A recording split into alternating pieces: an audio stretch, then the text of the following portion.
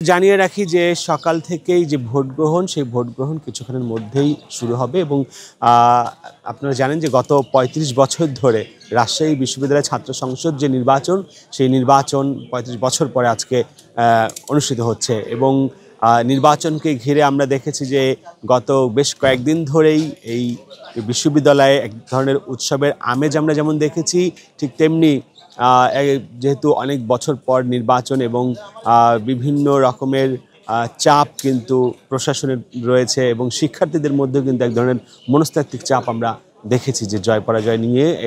তবে সব মিলিয়ে যদি আমি বলি যে রাজশাহী নির্বাচনের এই মুহূর্তে সর্বশেষ যদি পরিস্থিতি বলি যে এই মুহূর্তে এই নির্বাচনকে কেন্দ্র করে আইন শৃঙ্খলা রক্ষার্থে প্রায় ২,০০০ পুলিশ সদস্য এবং একই সঙ্গে ৬ প্লাটুন বিজিবি এবং একই সঙ্গে ১২ প্লাটুন র্যাব কিন্তু এখানে আইন শৃঙ্খলার দায়িত্বে থাকবেন। এবং আমি একটু আপনাদেরকে জানাই যে আমি এই মুহূর্তে অবস্থান করছি রহমতুন্নেসা হল। এখানেই কিছুক্ষণ আগে আমরা ভেতরে প্রবেশ করলাম এবং তখন আমাদেরকে যিনি প্রিজাইডিং অফিসার রয়েছেন আমাদেরকে স্বচ্ছ যে ব্যালট বক্স সেটি দেখালেন এবং একই সঙ্গে গণমাধ্যমের সামনেই এই ব্যালট বক্স সিলগালা করলেন।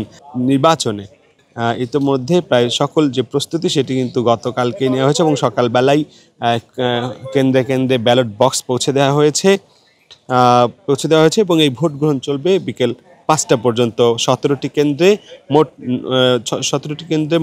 ৯০০-র অধিক বুথে ভোট গ্রহণ হবে এবং একই সঙ্গে ১৭টি কেন্দ্রে ৯১৮ জন প্রার্থীর পক্ষে ভোট প্রয়োগ করবে প্রায় ২৮,৯০১ জন ভোটার। এবং একই যদি জানাই যে এই ২৩টি পদে ৩০৫ জন সিনেটর, ৫টি পদে লড়বেন ৫৮ জন এবং এছাড়া ১৭টি হলে ২৫৫টি পদে ৫৫৫ জন প্রার্থী এখানে লড়াই করবেন। সব মিলিয়ে বলা যায় যে রাজশাহী ছাত্র সংসদ নির্বাচনের যে সার্বিক যে পরিস্থিতি সেটি এখন পর্যন্ত স্বাভাবিক এবং উৎসবমুখরভাবেই চলছে। কিছুক্ষণের মধ্যেই আমরা আবারও জানিয়ে দেব আপনাদেরকে। এই ছিল আমার কাছে রাজশাহী বিশ্ববিদ্যালয় ছাত্র সংসদ নির্বাচনের সর্বশেষ পরিস্থিতি।